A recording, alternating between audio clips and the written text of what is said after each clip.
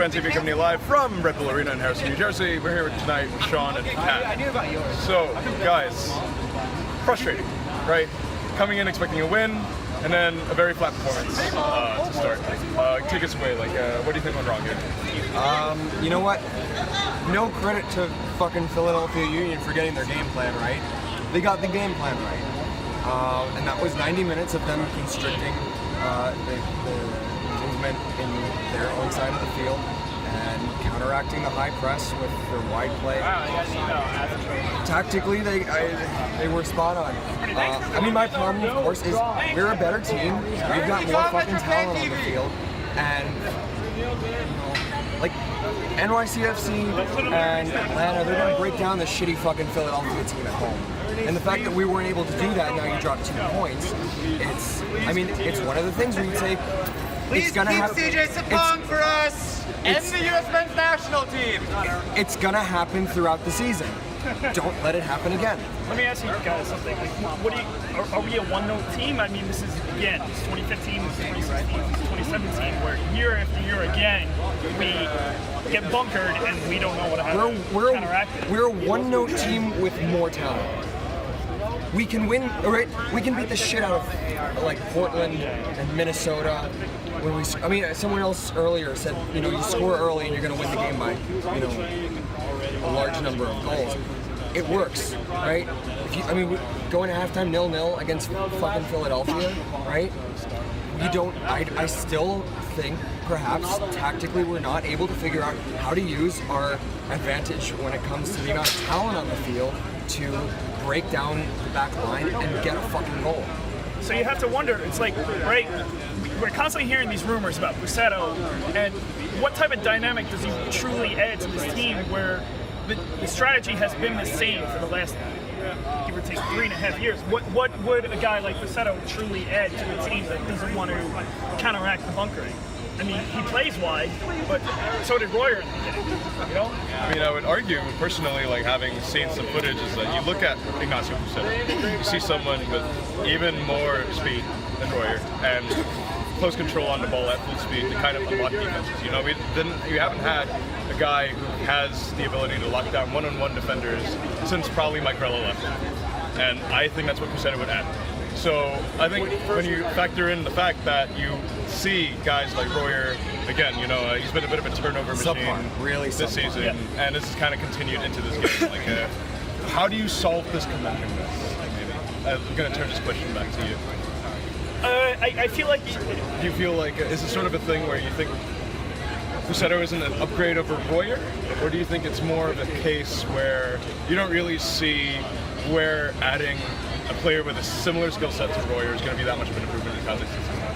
Which one is it? I feel like initially it'll be a very big shock to the system where you're going to have a guy that is going to outpace everyone on the field. And this is not a sure thing, but at the same time, you have to think, if Busetto gets added to this team, number one, you're going to have a fast guy on the left and you're going to have a faster guy on the right. And that sounds pretty good to me in the beginning, but when it comes to playoff time, Jesse has to find a way to counteract the bunkering that happened against Columbus, that happened against DC. And we got very lucky against DC with that header with Dax. Montreal, same deal.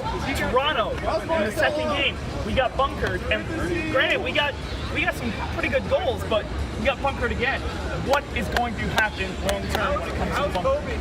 It's to add to that, it's the same fucking thing that we've been saying for the last few years. Keep improving the amount of talent on the team. That's fine, but it gets to the point where the manager's got to step up and say, "All right, something's not going well for us. How do I change the game?" I don't know the answer to that, but he's the one who's fucking paid all the money to figure out how to break down teams that bunker against. I will say this. It was pretty inventive last year when he brought up the wingback system. That was something we haven't seen before. That's what frustrates me. He's capable of doing it. Right. But we don't see it enough. I would argue that Jesse has made improvements in this department this season. You see, certainly you're from starting the to first see 2 more in games. It's not even right? Like against City, for example, when he moved Adams back into the center position to reestablish the control of the midfield when he tried to go to the 3-6 system. So what's going to happen with the World Cup ring? Well, excuse me, the World Cup players. Are we going to bring in a guy like Caceres? What's your take? I mean, obviously, I think we have a very deep team, and it's a deep team that's capable of churning out results. And I think for me personally, I'm going to turn the question back to you guys, is that we have to use this step going forward, right? We got 3 tricky fixtures upcoming, and on top of that, we're going to be missing a lot of guys. So, considering the task at hand for the next 3 games, which is New England away, City at home for the U.S. Open Cup, and Columbus away again, what do you think? What do you think the outlook looks for that? Considering that there will be a lot of rotation. I'm really shaky. I mean, New England's always been a pain in the ass for us. I mean, last year we won twice there. I don't know.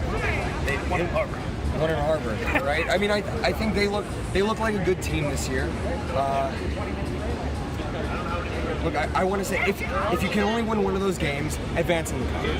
I mean, like it's like playing fucking FIFA. You gotta figure out where you're resting your starters, and it's quite obvious to me that if you have to take 2 losses in Columbus and New England, like, deal with it. Advance in the cup. That's all I want for these next 3 games. Do we bunker the bunkering that's going to be coming up? No. Against Columbus, specifically against Columbus and New England. I don't know if we know how to win like that. It's true. I mean, we played 5 in the back before, and it's happened. Clay, we're looking forward to it, Mr. Marsh. Figure it out. MetroFanTV signing out.